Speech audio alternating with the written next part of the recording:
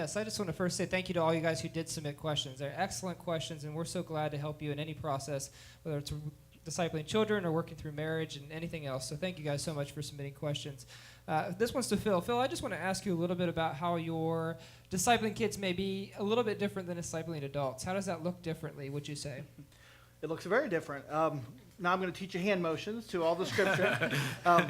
It's very different for the kids upstairs, and I love that it's different because it should be. They're age appropriate is a term you'll hear me use a lot, and we want to be age appropriate with how we teach our children about Jesus. And so we do it on a fun level. We do it through games. We are very purposed in how we disciple, and so we make sure that we're teaching them how to apply it on their level. For a 5-year-old is different than what Matthew is going to teach you down here on how to apply it. So it looks very different, but we're very purposed on showing them that Jesus loves them, and then how do they apply that now? We want to teach them that God wants you to live for him now. He wants them to serve him now, not wait until they're down here in the congregation with you, but to learn to live their life for him now. And so we're very purposed about how we do that. Here, you just told me this morning, so this is fresh in my mind. You did this when you said hand motions. Tell them what this is, the hand motion to and why. This is the word for grace. You guys get why that is? Because that's Jesus just giving it out. Giving it out. Isn't that a great image of grace? That's what I'm going to do. Every time I'm talking about grace from now on, I'm going to do that. See if all the adults just respond. Matthew, can you talk a little bit about the youth? How does that look different? How have we structured that to kind of meet their needs where they're at? Yeah, so I was a part of youth ministry for years, and now Pastor Joe has led for the last few years, and this upcoming year will be transitioning to Travis. Youth, you have to meet them on their level in a relational sense. So kids, probably the language of kids is more fun than even relational, though relational matters. With teenagers, our experience is it really is through the language of connecting to them relationally. I would say we did this well when I led it. Joe took it to the next level, and his team. They went to an extreme with the relational side of it, with small groups and that, and it was hugely successful. And so we had, toward the end of the transition, and Joe and I were talking, we realized when we talked to the kids, almost all of them said their favorite time was small group time. And so Joe just took that and made that the foundation of the ministry. And so with teenagers, you want to connect to them. They need to know how much you care about them. This is a phrase someone else has used, but people don't know how much you know until they know how much you care. And it's that idea, when you invest into their lives and you're there, then they'll be more receptive to what it is that you're saying to them. And teenagers are still, though they have a reputation of being rebellious, and all of us were rebellious in that age, they are still looking for truth. So they're not just ad hoc rebellious against all things true. So when you connect to them relationally and they know you're investing in their life, then you have credibility. And so, like, again, I'll go back to Joe because he did this so well. Just going to all their games and their concerts, and even during the fair. I mean, Joe's schedule during the fair was really funny to us because it was like all day long he was checking on people showing chickens. And do you show chickens? Goats and stuff. You did not. Did you say that? I did not. And but anyway, just because then that gives a tie-in so that when he gets up and teaches on Wednesday, they understand this guy cares about me. And I think it's the same level for adults too. But with teenagers, if you're not investing in their life and you're just the constant voice that's preaching at them or condemning them, they'll tune you out. And they can tell the difference, and they really want authenticity. So a teenager wants someone that is authentically living it out. So if you are preaching something that you're yourself not living, they can smell that, and they'll reject it. So if you invest in their lives and you're authentic, kids will receive that. And I would even say teenagers are some of the most grace-giving people in culture, even more so than adults. So they don't need you to be perfect, but they need you to be authentic in that. And so you have to just be purposed to connect to them relationally before you're preaching at them. Yeah, we have a heart of discipleship across all spectrums of relationships and people within the church. So, but in terms of going home, taking that home, parents taking that home, what encouragement can you give to somebody who is maybe newer to the faith, maybe who hasn't been in the church for a long period of time and has that kind of reluctancy to even begin to pour into their kids because of fears or the unknown of what they don't know? I love this question. I get this question a lot when people say, I don't know much. I just accepted Christ recently myself. Now I don't know what to do. How do I teach my kids when I don't know the answers? And what I tell them is you learn with them. You learn with them. We give you great resources here. If you have your children in our children's ministry up to 6th grade, we give you parent resources. We show you what we taught them. We show you how we broke it out. We show you how we taught them to apply it. Do those devotions. Do those things we give you with them, and you will learn with them. I asked the first service of children's ministry leaders and volunteers I have, how many of you have learned from the lessons that we've taught upstairs? And we have several in here. You learn right along with the kids. And so I would encourage you, no matter what level you're at, open a children's Bible. You're going to learn stuff from that as you read and as you go through that with them. There's a great story of a couple here in the church who the wife had been a believer for a while, and she prayed and prayed for her husband to come to the Lord, and he did. And when he started, he was away serving in the military, and he loved comic books. And when he came home, he looked at what's called the Action Bible that we use for our 4th through 6th grade. It's an incredible Bible, and it's done in comic book style, but it's biblically sound, and it's an incredible book. And he loved that book, and she sent him one when he went back over, and he loved it, and he learned from that. And there was nothing wrong with that. That's awesome. So learn it at the level that they're learning at with them, and don't be afraid to say, I don't know, we can get the answers. And then find the answers. Come to us. Our door's always open, and we'll help you get them to the next level and get you to the next level as well. Yeah, I think it's such a beauty in a family being discipled together. You don't have to be an expert in order to train and to coach. I mean, most often in athletics, the coach is not the best athlete. It almost never is the best athlete, and oftentimes never were the best athlete. They just got an understanding, and now they're training and teaching other people. And even on an adult level, so Phil and I would never say this to embarrass because I'm the same way. There are times Phil comes into my office during the week to ask me a theological question that he's going to teach on Sunday. And I'm doing the same thing. I'm reading on theological issues, studying it, coming to an understanding, and then teaching it on Sunday. So it's not like I've mastered something and then I'm teaching it. Same with Phil. He's learning it. He goes, okay, that makes sense. That's a good way I can communicate it. He goes and does it. So even as parents, there are times we're learning in the whole process. Mary and I talk about this often. We did even last service. We have some devotional books that we're doing with the kids that we'll stop in and go, like, I don't even remember that story in the Bible. And there have been times I've actually paused and made a note in my phone of a passage because I thought that would be a good sermon later on. So we're learning in the process with our kids, and there's nothing wrong with that. There's a beauty in that. And even if your kid comes to you, because a big intimidation, this is on adult level too. Why don't many adults try to make disciples? Because they don't feel like they can answer all the questions. Same thing with the parents. When your kid comes to you and asks you a question, it's okay to say, I don't know, but I'll find out, and I'll come back to you. And I think that shows some authenticity to your kid, and then you go learn the answer, and you come back, and you have a spiritual conversation. That whole process is beautiful as a family walking through discipleship together. Yeah, that foundational element is so important that all of you guys are on the same page and working towards that same goal and purpose. But specifically, kids deal with a lot of troubling issues in their life, and so it's important to know that they have that family support to go through it. But one in particular that we see a lot of is bullying. So there was a couple questions submitted about bullying, but how do you begin to kind of talk with your kids about bullying, that it's maybe going to happen, and then how do you work through them through seasons of life where they are struggling with that? Yes, bullying has become a very prevalent issue. In fact, a lot of schools are addressing it, and there's a lot of anti-bullying programs. So kids are being made aware of this. And I think as parents, we have to be very proactive to help our kids in this situation, because bullying is a very serious problem. So I would say there's a couple different levels here. One, if you know your child is being bullied, if they have communicated that with you, it's your responsibility as a parent to protect them and to protect their heart. And so you have to make some decisions there, whether that is giving them, and again, it depends on what the degree is here, but giving them some strategies for things that they can do.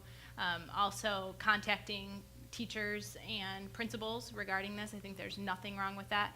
In fact, I know teachers, a lot of my own kids' teachers have been very open with emails and saying, we want you to contact us. So teachers can't know every scenario that's going on in the classroom, but they want the parents to be in contact with them so that they can then help and come up with some strategies. So I would say don't be afraid to reach out and do those things, because it's very important that your child knows that you are their advocate and that you are in their corner.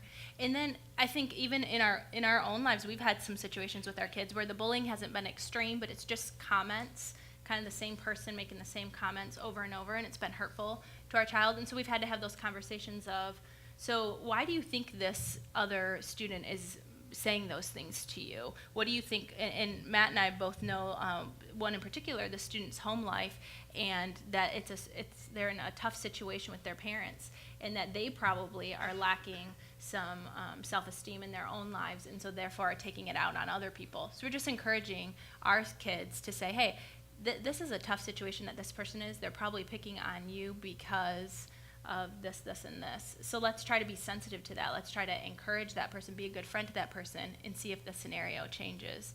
But I'd say it's super important as parents that we are our kids' advocate and that our kids feel comfortable knowing that we're going to help them through that situation. And it also has led us further into spiritual conversations with our kids. So then we go back to what they're learning in children's ministry of, okay, we know this is unfair. We know it's hurting your feelings. We talk about that. We secure them emotionally. And then we have a spiritual conversation. What does Jesus want us to do and why? And so then even Matthew 7:12 that they're learning, we're saying, okay, how do you apply that in the situation? So we take a very negative situation and you turn it into positive. So once we have protected them, once we've secured their hearts, now we're leading them, pointing them the direction to go. And so that's a process. And even yesterday, just on a joke level here, Mary and I were talking about this question. She said, how would you answer, how do you handle a bully? And I was like, punch him first. And she's like, yeah, I'll take that question. And I was like, yeah, you should probably take that question. So I was joking. Just give me their name and number, and I'll contact them for you. I think on the other side of that too is if you look at statistics, bullied kids become bullies. It's a fact. It's a statistic. So be aware of that. Watch your kids. And this goes back to teaching them how to react, teaching them what to do and what to say, and how to do things God's way, and how to calm down, and how to speak words of encouragement and words of life into people instead of repeating how they've been treated. So it's something that you can watch, and when you start to see those tendencies of he's being a little aggressive towards his friends, or she's starting to kind of be overly bossy in a negative way, jump in there and say, what would God want us? How does he want us to treat them? And it's use those as spiritual parenting times and lessons. Yeah, a lot of times comes with that, along with bullying, it's just low self-esteem in general. So how do you kind of handle a kid who is struggling maybe a little bit with low self-esteem? Right. It's interesting because our culture is one now where we are, as parents, we tend to be obsessed with our kids, but yet our kids have the lowest self-esteem that they've had, where all our attention is being directed towards their activities, yet they feel empty and they don't feel love. And so I think what's missing there is recognizing or allowing your child to recognize that you love them for who they are and who God has created them to be, and that we don't have to try to live through our children. So each child is gifted in something, and we look at our 4 children, they're all different in so many ways, and they have different giftings. They have some that overlap, but they have different things, and we have to be able to hone in on what it is that God has gifted them with, and then really foster that and provide opportunities for them to be encouraged. So if you have a child who is really struggling with low self-esteem, I would think the best thing to do is to continue to pour love and encouragement, consistent love and encouragement into their life, but also figure out what are they talented in, what has God blessed them with, and then foster that, fan that flame to build that encouragement. Because they are, kids, whether or not they want to admit it, kids need that love, and they need your approval, and they need your encouragement, and not your love because they've done well in school, not your love because they're good at sports or good at an instrument. They need your love because they are your kids, and that's God's put them in your life for a reason. So I think you just have to foster that. Yeah, one of my favorite scriptures is in Deuteronomy 7, where it talks, God is explaining to the nation of Israel why he chose them. And he said, I did not choose you because you were the greatest of nations. Actually, you were the least of nations. He says, the reason that I love you is that I love you. And I've always loved that passage. That's used loved a lot. But see, I love you because I love you. That's the concept. And there are times as a parent, I've actually used those words with my children, is I've said, you know why Mom and I love you? Because we love you. You're our kids, and it's not because of sports. It's not because of your grades. And we celebrate those things. They come home. Our kids get good grades. And they come home, they show us report cards. And I'm always quick to go, man, that's awesome. That's great. But I don't go like, if they get a B or something, I'm not like, ooh, going to have to try harder next time. It's, I love you no matter how you play in sports. I love you no matter what's going on. And I think that's the whole balance of it, is your kids have to have that foundation of love that's not tied to activities. It's that just they know without a shadow of a doubt, they come home, they are loved in your home. And so I often tell parents, it's not a balance. And I've heard people say this, and I understand what they're saying, but I disagree with them, is they say you have to give a balance of compliments and discipline, or love and discipline. And I just think, no, there should not be any balance to this. It should be extravagant in love, extravagant in generosity, extravagant in compliments, so that that's the foundation, so that when you have to correct and when you have to point out their mistakes, it's always viewed through the filter or the lens of just they know Mom and Dad love them.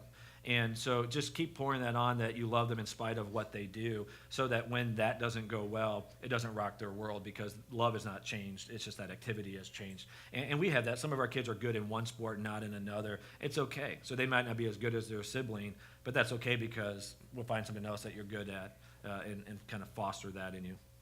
I think what Mary said too about kids being so different. I have a freshman going into freshman college, and then I have a fourth grader, and I am living with night and day, and everything about them is completely different. And so you have to learn to communicate and talk to them and learn what their love language is and learn the affirmation that they need. It is so different with each kid, and so I'm very careful never to compare them, because they aren't comparable. They're so different, and I love them both exactly the same, and God views us that way. So. Yeah, our kids, we were playing basketball. So my sons love to play basketball. So I have the 11, about to be 9 and 7. So we go out and we play basketball with them, 2-on-2, and it, without fail, we cannot get through one game without one of them crying. And it's usually because like they're not making as many baskets as someone else, or they lose. And so even a couple weeks ago, I made a rule, a house rule, and I can't even hold to it, but I said, if anyone cries, you're banned from the court for 2 months. You know, it's like so extreme. And sure enough, they cried. So in that when we were playing, though, at one point they were crying, and my youngest son Lincoln's real fiery, and he's frustrated. He's not as good as Cole, who's his oldest brother. And I don't know if this is good parenting or not, but I finally said, guys, everyone stop. I said, do you understand that you're all good for your age bracket where you're at right now, but there's going to be people better than you? I said, do you realize I let you guys win sometimes? And it's very rare. And the only reason I do that is because Mary makes me let them win. And but I said, and I go, again, I probably went a little bit overboard, but I was like, if I wanted to, you would never score at all. And they're all looking at me, and I'm a college athlete, you know, like that mentality. And I said, but I allow and I play you based on your age. And I said, so I play Cole harder than I do Titus, and I play Titus harder than I do you, Lincoln. And then I made this statement to Lincoln. I said to all of them, I go, you guys are all better than your siblings were at that age. I said, Cole is better than I was at his age. Titus, you're better than Cole was at your age. And Lincoln, you're better than your brothers were at your age. And so it kind of settled them down, and they were like, all right, game perspective. Lincoln has now told like 10 different people, I'm better than my brothers were at my age. And so he's going around. So I think you have to then come to the other side and at times humble your kids or teach them humility. Not humble them and being rude, but just I think the flip side of that is when you're celebrating what your kids do, you also don't want to build so much around it that they become arrogant in that. And so Mary and I have stressed that with our kids too. They've watched too much professional sports at times. So our son Titus this year scored a goal in soccer, and he's doing the airplane. He's running around, and I'm on the other side coaching, and I can hear Mary on the other side going, Titus, knock it off. Knock it off, like no airplanes, you know. And even Titus yesterday to me said, he goes, Dad, the rule in the NBA is you have to be outside of the NBA at least 1 year, or outside of high school 1 year before you can go to the NBA, right? And I go, yeah. He goes, I don't think I'm going to do that. I think I'm going to go to college first and then go to the NBA. You know, and I was like, is now the moment to tell him? There's not a chance in the world, you know? And I thought, no, now's not the time. Some of you just said, aw. So maybe he'll go to the NBA. Okay, so I won't burst that bubble yet, but shoot, if he goes, man, we get paid too. So Let's transition a little bit. Let's talk a little bit about just the influences of media and technology, and how, man, our kids are just so exposed to that, more so than in any generation so far. So what responsibility is it for the parent to be able to kind of monitor and protect their kids from the media-driven culture? yeah, Mary and I are militant on this. We really are. I mean, to an extreme. Because we want to so protect our kids. So for us, how it looks in our home is, like our kids still can't see anything above PG in our home. And so I have 11, 9, 7, and 4, or about to be 5. And so we don't allow them to do that unless I've watched it first. So I let them see the latest Star Wars after I went and watched it first. And then I talked them through some of the scenes and what was going to happen so that it didn't scare them, and we have conversations about it. But we want to protect their minds and hearts because we didn't want them to age too quickly in some of those areas. We didn't want, so even on Disney, the Disney Channel, there are times, I don't know what it's called, it's like where it's kids fiction shows on, where there's actual kids. We found them too sarcastic. We found them just the way they communicated to each other. So we didn't want them exposed to that type of cutting sarcasm and belittling. So we won't let them watch that. And so other people would say, like, you're weird, you know, and I know people that allow their kids to see all types of stuff. But we wanted to protect that because we wanted to get them a little bit more mature in their faith, mature relationally and socially before we started to introduce them to that. So we're not shielding them for the rest of their life because we know they're going to be exposed to that in school, but we just wanted to be really purposed. And so we guard what they watch. And even our friends have learned that, and my mom has learned that. And so like she's going to take them to see Finding Dory or whatever the new movie is tomorrow. And she said, can Nora go? And I said, I have to read about it first. And so there's some good websites if you want one, commonsensemedia.org. And you get on that, and it reviews all of it. It tells you how much of the movie has. It rates it in each category: how much violence, how much sex, how much language, how much consumerism, and some other things. And it has to be a very low scale of that, almost minimal, before we allow our kids to see it. Now, I've allowed Cole to start seeing some older movies because he's 11 now, still PG, and I've allowed him to see 2 PG-13, and they're the Star Wars movies. But I watched them with him so that I could walk him through and navigate what we're watching. When it comes to the internet, we're just so protective in this. Our kids don't have access to internet unless we are physically in the room with them. So my son has an iPod that's like a touchscreen iPod, and he has a game that requires internet access. And I said, okay, the only way you can have that and play that game is if I'm in the room with you. So you can bring it to me. I'll log on to the wireless, and you can play it, but when you're done, the phone stays with me, and we log out of that. He went over a friend's house, and we gave him special permission that he can log onto the Wi-Fi there if their parents allow it, because all of his friends were going to play that game, but we put a lot of emphasis. If you violate this, you lose it. And so I'll tell one kind of cute story. So this was the rule of our home, that with no wireless on their device. And so my son, Cole, he took it, and this is a year ago now, maybe a little longer. He heard me tell someone else the Wi-Fi password in our home. And so one day he logged on just to check the weather. But what he didn't realize is when he logged on, it updated all of his games and changed some things on him and some notifications and different stuff. And then he logged back off. And so he was just like, oh, I'm just checking the weather, you know. So his brother, Titus, gets on there and realizes all the games have changed. And so he tells me, Cole logged onto the Wi-Fi. Totally sells his brother out, throws him under the bus, you know. And so I called Cole in and I said, buddy, did you log into the Wi-Fi? And he went, you know, just immediately. And I said, what's going on? He said, I just checked the weather, you know. And I believe him. I mean, he's just his personality. He was so sorry. I said, well, you know, you lose it, right? You lose this device. And he said, yeah. And so I didn't know how long. About a week later, I brought him in. I said, you know what? I trust that you'll never do that again. And he said, I promise you I will never do it again. So we had that conversation. You know, so all that said is we are just trying to protect our kids. So if you come to our home, you'll laugh about it. But if they're watching TV, they know. I mean, it's just instinct. The moment it goes to commercial, they hit pause.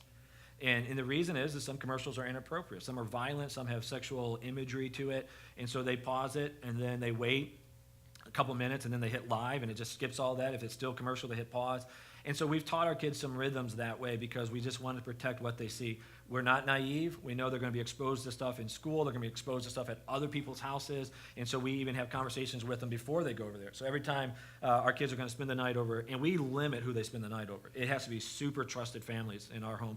And before they go over, so like they can go over this family 10 times. It doesn't matter. Before they go over there, we say, now remember our rules. And we go over them. If you see something inappropriate, look away. If there's something inappropriate going on, look away, go talk to an adult. And then when they come home, we ask them, how did it go? Has anything bad happened? And I don't think we're overprotective. I think we're protective. And that's how it works in our home. So I do think parents are too lenient oftentimes in this, what type of music their kids listen to. So our kids can listen to Christian music. And I don't believe all secular music is bad or evil or sinful, but I think a lot of it is. A lot of it's really bad messages. So we just, everything they listen to and digest or ingest into their lives, we're trying to protect that right now. Is that fair to say? Mm-hmm. Yeah. Phil, do you see this any end with the kids that you work at particularly? Do you see an influence of technology and media and those types of things upstairs? Absolutely. Yeah. It's getting younger and younger. I'm sure any of you that have even toddlers are amazed at how they can operate your phone and operate your iPad, and they're getting it at an early age. And so I think, just to reiterate what Matthew said, it is all about what you decide you're going to allow, and then you have to enforce it and say these are the goals that we want for our home, and put the spirituality into that of what you want them to learn and what you want them to teach. And there's so many great things out there. The other side of this is there's all kinds of wonderful websites that are biblically based and scriptural that you can take them on. There's the videos that we show upstairs. I'm always telling the kids about them. This is also in the parent pack that we send home of where we get those videos and what they are. There's hundreds and hundreds of videos that are fun and funny and good that teach them Christian concepts and basics. So there's a wonderful side to it too, and it all just has to be monitored. Specifically in youth ministry, we see this a lot. The kids are just, glued to their phones and stuff. So how in youth ministry does that transition a little bit? Do you allow them more, I guess specifically with teens, does that allow it more, or how does that transition? Possibly you allow more, but I would say you even more so need to monitor it. And there needs to be protective elements to it. So statistics are so sad now, but the average kid by the time they're 18, or actually by the time they're 12, have been exposed to pornography. So like in my generation, if you were going to be exposed to pornography, it was going to be a magazine or a video, which was so rare. So you're not going to go to a store and try to buy something like that because you're a child and a kid.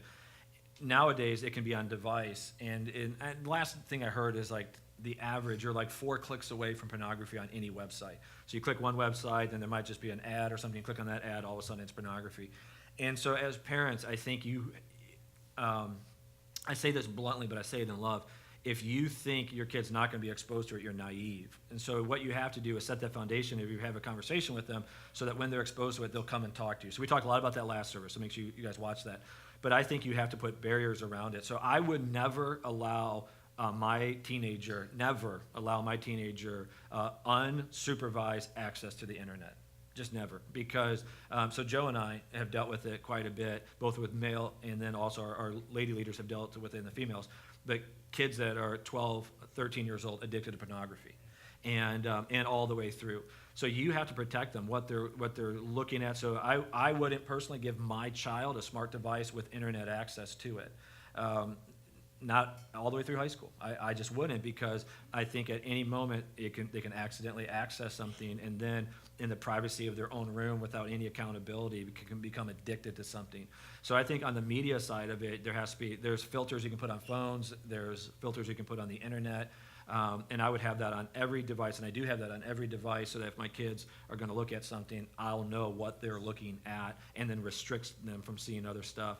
Then on the practical side of it, and I'm a hypocrite when I say this, because I at times am too much attached to my device. I'm looking at it. But I think that's something we have to monitor as parents, more on a social level. I think it's becoming bizarre. Like Mary and I went to a P.F. Chang's a couple years ago on a date, and they keep that restaurant like super dim. And we looked around, and almost every single table, people were just at their phones. You could see it illuminating their faces. So people are obviously on dates, and they're just like, we just look like this like zombie nation now. Everyone walks around, on their device.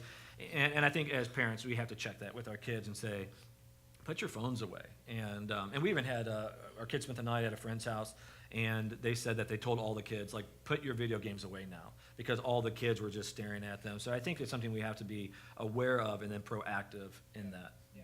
Speaking of proactive and open conversations, we see a lot of drugs and alcohol and those types of things struggling specifically with teens and stuff because they're so peer pressured to do that. So what kind of relationship should you have with your kid, and how do you talk with them about those topics? I think the foundation, and Mary can address this too more, I think the foundation with your children is you want to develop a culture of open dialogue. So you don't want to communicate in a way that they would ever feel that there are certain topics off limits, even if they make mistakes. So we talked about this last service about how you develop a culture where they'll come and talk to you about questions pertaining to sex. But I would say across the board, you want to have that type of relationship where you're talking to them proactively about these hot topics that are going to impact them. So whether it be bullying or sex or drugs and alcohol, that you're talking about these in a way that's redemptive, explaining how they can handle this well, what to do if something bad happens, if they get exposed to something, if someone else, a friend, is doing it. And then when they come to you with these questions, you celebrate that every single time. So that's a great question. Thank you for trusting me with that. Thank you, because I know you'd be nervous to talk to mom and dad about this. Thank you for doing that. And then you engage them in that. So you have to be proactive and then safe for them to come and talk to you. And when they come and talk to you about, drugs and alcohol, would be one you absolutely have to prep them, especially as they start to go to places where it will be. So potentially at parties if you don't know everyone there, and you would hope that there would never be that, but there's always that person that brings something they shouldn't, and so you want to prep them ahead of time. I think, too, providing opportunities to have those kind of conversations with your kids, that just like we have to be purposed in our marriage, we talked about last week, we have to be purposed in our parenting to provide times for our kids to be able to talk with us. So that may mean taking some time out in the evening when you're putting them to bed, or taking them out on special dates or times when you can be together with them so that they feel comfortable coming to you. Because if you're so busy and your schedule is so packed, there's never time to have those kind of discussions. So I think just looking for opportunities and being purposed as a parent to provide those for your kids. And we'll go into our kids' rooms at night and just sit on their beds at times and just talk to them. How was your day? You know, And that is the time where, as a parent, you are the most tired and you really just want to say, good night, I'm going to my room now. But it's the time that they want to talk, whether they're trying to get out of their bedtime, I don't know. But I think it's the time that they're just slowing down and things are coming to their mind that they want to discuss with you. Mm-hmm. So being purposed to take that time. And I think you need to be somewhat sensitive if your kid's behavior changes. Mm-hmm. Why did their behavior change all of a sudden? Sometimes it's hormonal. I mean, as kids get older, you know, everyone has gone through that. But if your kid starts to change, you know, I think you should sit down with them and ask questions. Hey, is everything going okay? Because we've learned that even with our kids, where we've learned about some bullying situations and things because their behavior changed a little bit. And hey, what's going on? Why do you seem down today? And initially, I got to be honest, their response was, no, I'm good, I'm fine. And so we kept kind of trying to pull away layers of that. And then at night, when they're real sensitive, you can shut the door, sit down next to them, and say, hey, I'm sensing that something's the matter. And then you can ask them some questions. Did you see something? Did something bad happen? Did someone say something to you? And we've learned that they'll start to open up, well, yeah, this happened. And we'll even preface it by saying, you're not in trouble at all. Anything you tell me, you're not going to be in trouble for. Let's talk about it. And we've learned some things that way and then communicate. And then obviously don't overreact, because then you undermine yourself. You did what? You saw what? You know, you have to just stay calm and listen to that. And then they know, okay, it's now safe. I can, in the future, if I have that situation, it's safe to talk to mom or dad about that. In a unique situation where there's one parent in particular who maybe be struggling with an addiction, alcohol, whatever it might be, how does the other parent communicate that struggle with their children? Yeah, that's tough. Because as a parent, you want to always, and I would say you always want to honor the other spouse to that spouse. So like if you're just talking about a normal marriage, so Mary and I never want to ever communicate something that's dishonoring about Mary to my kids. So I would never say to my kids like, yeah, your mom did this, you know, and she was wrong, and we argued about it, and we both figured out that I was right. You know, I'm not going to, that never happens. But you know what I'm saying? That's right. But when it crosses over the line in addiction to where that behavior is becoming so obvious that now the child's going to have questions about that behavior, I think you do have to address it. But you want to do it in an age-appropriate way, not to overwhelm them, but being honest and direct with them while still trying to honor that spouse. So mom or dad is struggling. They have a sickness right now, and it's causing them to behave in a way that they wouldn't normally behave. We're trying to get help. Hopefully that parent, if they recognize it, they can engage that conversation too. If not, if they're in denial or they're just militant about it and aggressive, that's a private conversation. But I think you have to protect your child. I mean, obviously there's some follow-up questions we could have about protecting your kids, and we talked a little bit about that last week. If it's impacting the home, you might need to have some separation for a time with the ultimate goal of reconciliation. But if it's not impacting that kid physically, making them unsafe, you have those conversations to protect them mentally and emotionally, and then have ongoing conversations about that to see how they're doing and to process it. I think you can then utilize your resources too. Let the church help you with that. Yeah. Encourage your kids to talk to me, to talk to our children's ministry staff, the leaders that we have, the volunteers that we have, their teachers. They can get, and that's what we want them to get. We want them to know that we are with them and we love them and we can talk to them about things. And we might not know the answers, but we can find them for them, or we can just give them comfort or teach them to pray for that parent. There's so many things that we can help you with on that end too. So. Absolutely. A lot of times, that because they feel comfortable, you found out that in small groups and stuff, Phil, that kids will come and they'll open up. What are some of the things that kids come and open up most to you about? Absolutely. Just so you understand a little bit about what we do upstairs is we teach on a large group level first. So we do praise and worship, and then we teach a lesson on a large group level. So we have kindergarten through 6th grade in the room together, and we teach that lesson, the main lesson. And then we break into small groups, and we do that all by their age group. So then those teachers have all the resources to take a 5-year-old and break that down and explain what we just taught on a 5-year-old level. And then we have the 2nd and 3rd graders together where they talk a little more. And kids really open up at this time. We try to keep it in 8 to 10 kids at the most in these groups when we have enough teaching staff. And they really start to open up and talk to their teachers. And we find out things that are going on in your homes. And we keep all that confidential, but we talk to the kids and we help them through it. We point them to Jesus. We really just get to know them on a level that might even surprise some of you, but this is a good thing. This is teaching them that it's okay to talk about these things and that God cares and that we care. Is there anything else that anybody would like to share, just in addition to maybe some of the topics that we've discussed? I think something Mary said last service that I'll reiterate, and she can expound on it, is don't feel like you're doing it alone, and don't be afraid to learn. So Mary is so much better at this than I am. She is a constant learner as a parent. So I would say from my perspective, when I look at Mary, I think she is wise. I mean, just a brilliant parent. I've learned so much just watching her. But she also is continuing to learn. So there is oftentimes a book right next to her bed that's on parenting. So how to raise boys, how to raise daughters. She's always talking to me about focus on the family. I was listening to this on the radio. They had this great podcast. I got online. So while she's exercising, she's listening to parent podcasts. And even yesterday, I think she was listening or watching something. So you can talk a little bit more about it. But I love that heart of just continuing to learn, continuing to get better. If you face a situation, her response is typically, let's go learn about this. Let's see what some pastors have said about it, see what's been written on there, on that topic, and then we have a conversation about it. So yeah, I think too, just like in marriage, we would say, don't feel like you're alone, get help. And I think that's the same for parenting, is you can constantly be learning. Look around your friends that you have, that you see that their kids, you like how their kids are acting, you like how they are as parents. Ask them questions. Have a mentor, somebody that you can. I have several people in my life that are in a different season. Their kids are older, and I'll say, hey, what do you think about this? What would you do in this situation? Or how did you teach your kids this?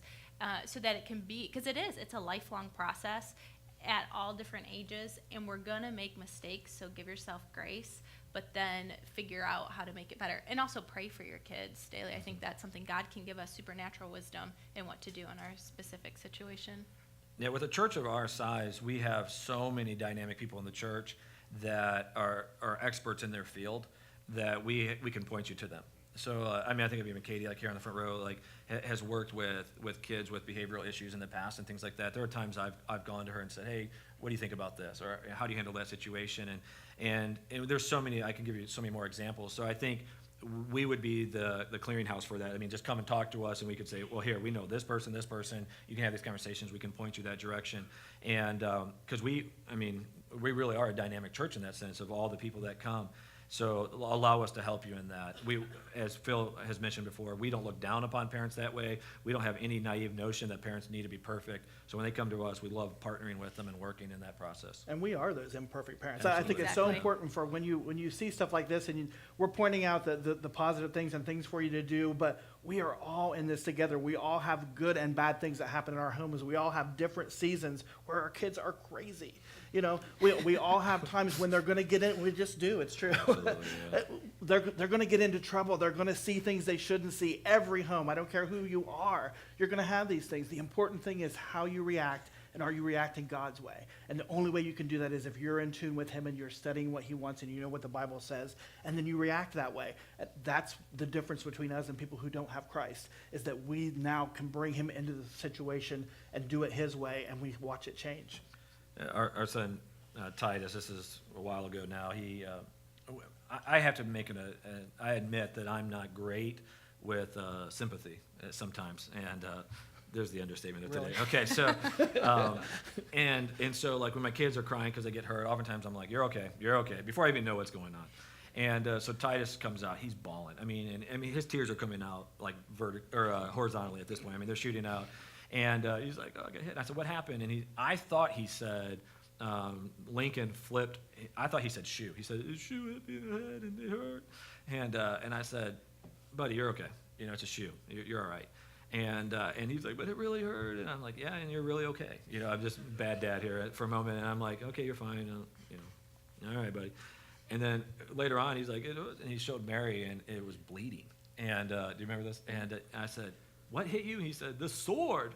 And there was a sword, a wooden sword, not metal sword, but wooden sword in the room, and Lincoln had thrown it and hit him. So like it was completely different. And I went over, it's bleeding, there's a big knot on his head, and I was like, I'm the worst dad ever, So there's just, I could tell you 1,000 stories like that of just failures. But I think so how you respond to that as a parent, I apologize, John. Sorry, buddy. I misheard you. I should have been more sympathetic. I'm sorry. So I think it's okay as parents to say you're sorry, to admit I think that you you're need wrong. to. I love that. Absolutely. I've really learned to do that. I've totally changed how I do that. I constantly find myself apologizing. I shouldn't have said that. I shouldn't have done that. That was the wrong reaction. Let's talk about what the right reaction should have been. And those are powerful moments. Yeah, absolutely. Phil, would you like to close this out in prayer today? Would love to. Lord, we love you. We just thank you for this day. God, I just thank you for this church. I thank you for what you're doing here. God, I thank you for the gift of parenting. Thank you for these wonderful gifts that you've given us. And God, we give them back to you, and we ask you for your guidance and your grace and your mercy. Lord, we want them to grow to love you and grow to serve you. And so we need you. We can't do this on our own. Lord, I just thank you for this congregation and the resources that we have, the people that we have here to come together and to love each other. Every home is different, and you know that, God. And that's why you put us in relationship with each other, to get closer, to learn from each other, and all run in the same direction, and that's right towards you. We're so grateful for all that you are to us, Lord, and we pray all this in your mighty and amazing name. Amen.